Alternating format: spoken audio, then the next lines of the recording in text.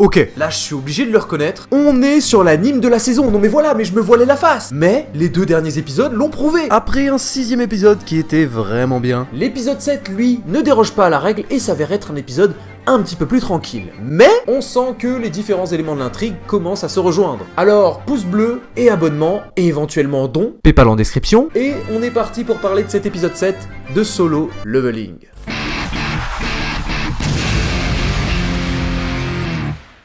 Un épisode qui, contrairement au précédent, ne se focalise pas sur la bagarre, bien qu'il y en ait, et pas un petit fight lambda qui plus est. Pour ce qui est de l'animation, j'ai qu'une chose à dire. Le combat de l'épisode. Non mais voilà, c'est tout. Mais par contre, on va chipoter un peu, parce qu'il y a des choses qui me dérangent, tout simplement. En fait, il fait trop son Dark Sasuke.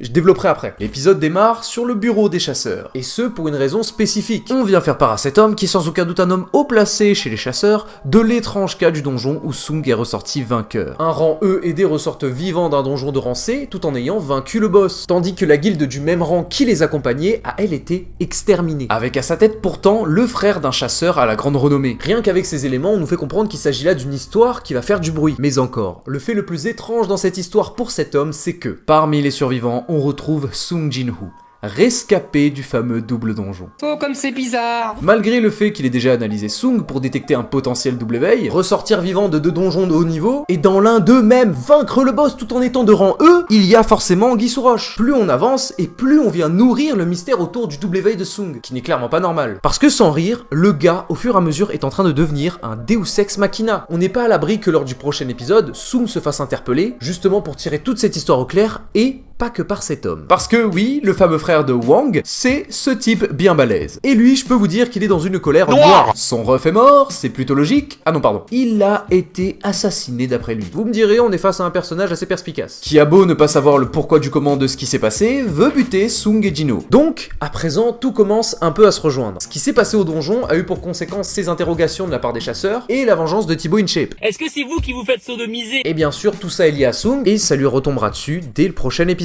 Et en parlant de notre personnage principal, tiens, pendant ce temps-là, pendant que des personnes manigancent contre lui, il boit de la bière, et s'enfile même tout le pack. Pas mal, non? C'est français. Mais problème, il peut pas être sous, le système désintoxifie son corps instantanément, considérant l'alcool comme un poison. Mais bref, ce qu'il faut retenir aussi de cet épisode, c'est que vraiment, le gars se sent plus pissé, sans déconner. Et il est vrai que ça m'agace un peu. Parce que premièrement, je suis pas le seul à le dire, mais le changement d'attitude est beaucoup trop soudain. Et qu'il a trop besoin de prouver, et pour rien en plus. Ici, Jino le contacte car il a besoin de lui pour fonder une guilde. Du moins, il a besoin de lui pour seulement 19 explorations. Et il lui dit qu'il aura à sa disposition un QG, qui est un bat à 30 milliards de won. Cette fois-ci, j'ai pas fait le calcul, mais c'est énorme. Et il refuse en disant qu'il n'a pas de temps à perdre à s'amuser avec un gosse de riche. Le culot du mec. Pareil, lorsqu'il boit sa bière et qu'il se dit « Je comprends pas.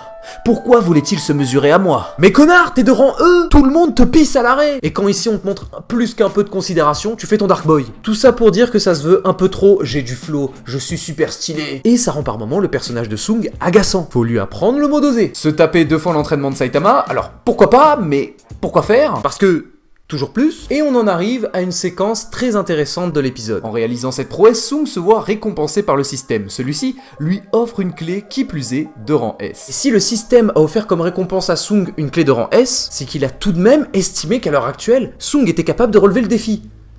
Au bout de cet épisode seulement. C'est l'ascension la plus rapide que j'ai vue dans le shonen, personnellement. Mais encore, au-delà de ça, avec cette récompense, on comprend que le système est à l'écoute de Tsung, à l'écoute de ses désirs, qui lui tend sur un plateau derrière des épreuves dont il se doit de revenir vainqueur. Parce que, faut dire ce qui est quand même, de nulle part, on lui donne accès à un donjon de rang S, dont la récompense est l'élixir de vie, qui guérit toutes les maladies. Bah, tiens, ça tombe bien, sa daronne est dans le coma. Et c'est maintenant, mesdames et messieurs.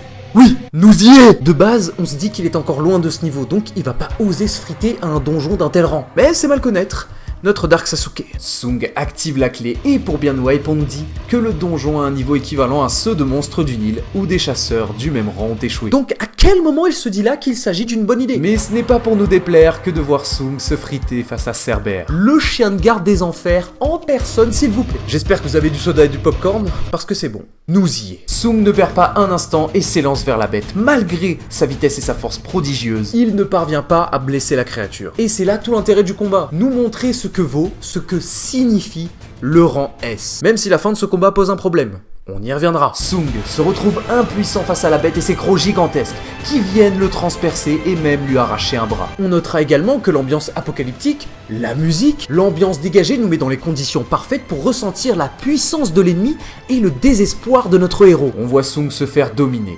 humilié comme s'il n'était qu'un insecte se dressant face à Cerbère. Et putain mais qu'est-ce qu'on ressent? La toute-puissance de cette créature! On assiste là à un spectacle incroyable! Et on doit ça à une animation soignée à la perfection. Je n'exagère même pas. Il charge encore, et Sung encaisse encore et encore. Ses points de vie baissent à une vitesse folle. Et au moment où il pense à un potentiel repli grâce à sa pierre de téléportation, il perd celle-ci. Mais donc, on vient au fait dérangeant de ce combat. Au début de celui-ci, les sorts de poison et de paralysie de ses dagues, ainsi que ses coups, ne font pas effet sur Cerbère, et quelques minutes après, en fait, si, petite incohérence, mais qui a grande importance tout de même. Voyant là la meilleure des opportunités, Sung s'élance vers la créature et la lacère de toutes parts. Pourtant, Cerbère parvient à le piéger par ses crocs à nouveau. Mais ça n'empêche pas notre héros d'en finir. Empli d'une grande rage et d'une grande détermination, Sung pourfend sans s'arrêter les yeux de la bête jusqu'à ce que celle-ci s'écroule, et ne laisse derrière elle qu'une pluie de sang éteignant les flammes de l'enfer. Eh ben, c'était un putain de combat sans déconner, mais il vient du coup poser pas mal de problèmes. Premièrement, la manière dont il bat la créature, au-delà du fait qu'il n'ait pas utilisé de technique particulière, il y a comme un sentiment d'insatisfaction. Tu n'arrives pas à y croire parce que ça te paraît pas réel, ça te paraît pas plausible. Au vu du fil à retordre qu'a donné Cerbère à Sung, le voir se faire battre par de simples coups dans les mirettes, c'est pas crédible. Alors oui, je veux bien l'entendre, il lui a tranché la gorge, tout ce que vous voulez, mais quand tu mets Cerbère dans une œuvre fictionnelle pour se battre contre lui, comme dans Senseiya par exemple, le minimum c'est de lui trancher les têtes.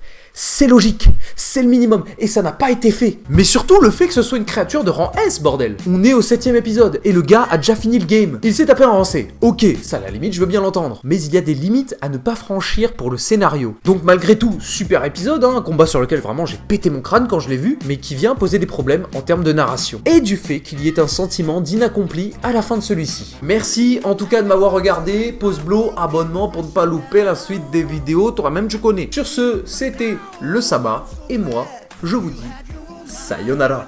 Everything I love.